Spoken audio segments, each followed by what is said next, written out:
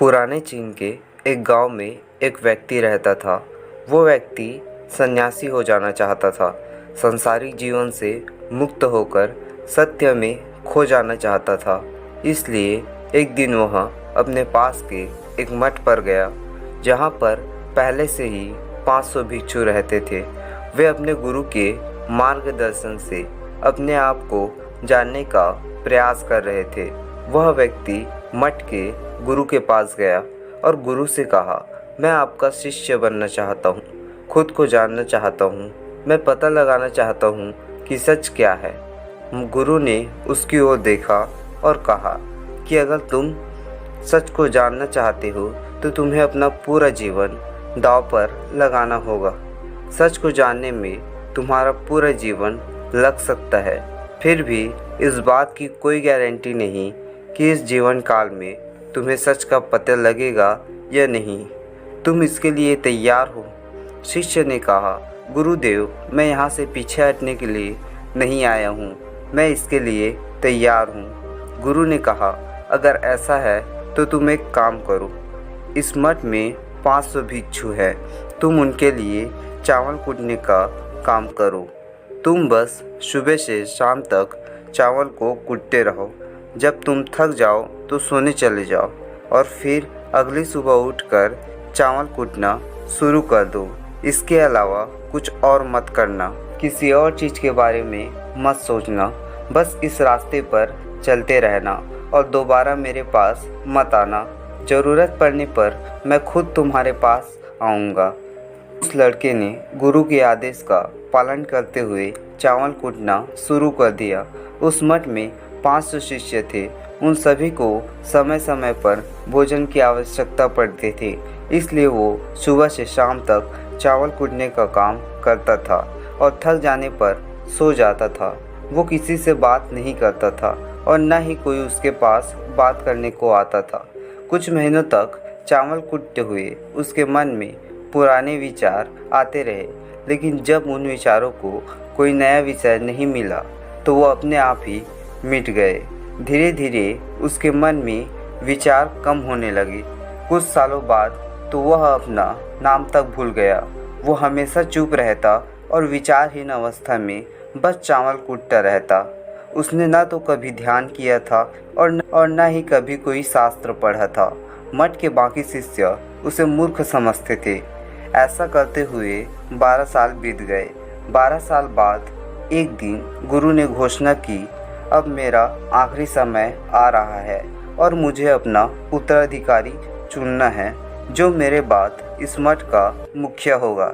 इसलिए मेरा कोई भी शिष्य जिसे लगता है कि उसे आत्मज्ञान हो गया है और उसने खुद को जान लिया है, वो रात को मेरे दरवाजे के पास आकर इस दीवार पर कुछ पंक्तियाँ लिखे, जिनमें उनकी ज़िंदगी का सारा अनुभव समाया हो। कई शिष्यों ने ऐसा करने के बारे में सोचा।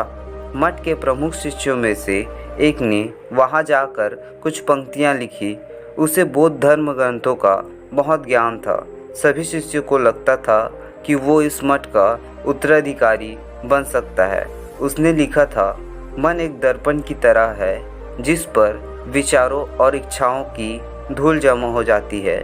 इस धूल को मिटाने के लिए ध्यान करना चाहिए, जिससे धूल हट जाती है और मन का दर्पण साफ हो जाता है और वो मोक्ष को प्राप्त कर लेता है।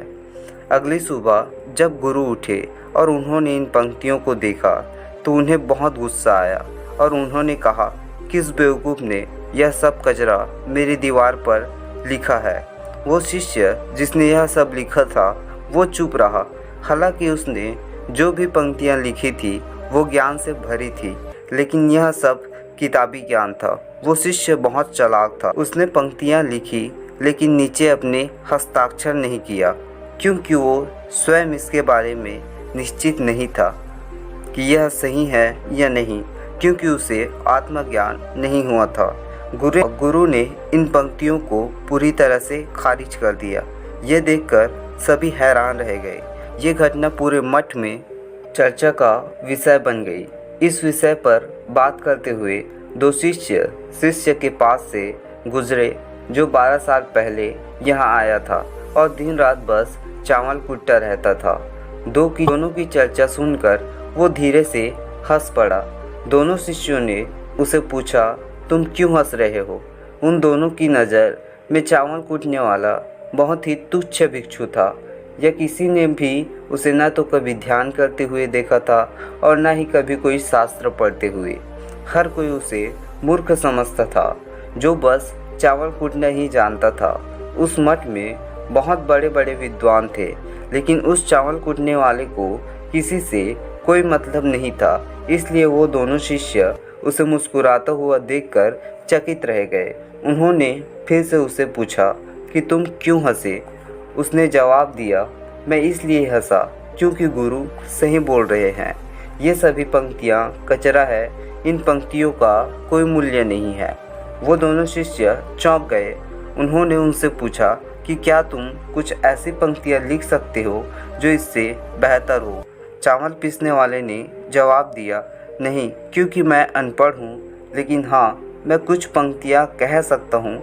अगर तुम उन पंक्तियों को लिख सकते हो तो मैं तुम्हारे साथ जाने के लिए तैयार हूँ। उन दोनों शिष्यों ने कहा, ठीक है। वो गुरु के कमरे के पास गए और चावल कूटने वाले ने कुछ पंक्तियाँ बोली और दूसरे शिष्य ने उसे दीवार पर लिख दिया और उन पंक्तियों के नीचे लिख दिया चावल कूटने वाला। उन्हें लगा था गुरु इस पर भी गुस्सा करेंगे जो पंक्तियाँ उसने लिखने के लिए कहा था। लेकिन वो बहुत अद्भुत पंक्तियाँ थी और वो पंक्तियाँ थी, मन तो बस एक भ्रम है, न तो मन है और न ही मन का कोई दर्पण। और जब मन ही नहीं है तो धूल कहाँ ठहरेगी? वो सच को जान गया है।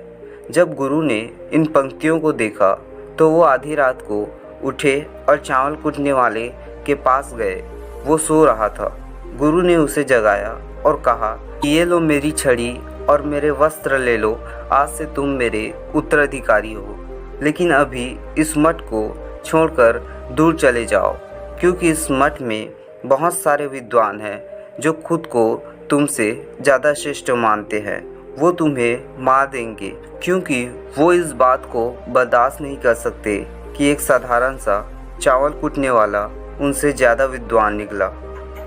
तुम्हें वो सारा ज्ञान हो गया है जो मुझे है, और तुम्हें यह केवल चावल कूटते कूटते हुआ है। और मुझे पता है कि तुम जहाँ भी जाओगे लोग तुम्हारे पास आने लगेंगे, क्योंकि जब कोई फूल खिलता है तो उसकी महक हर तरफ फैलने लगती है। उसने अपने गुरु के पैर छुए और रात को ही वहाँ से चला गया।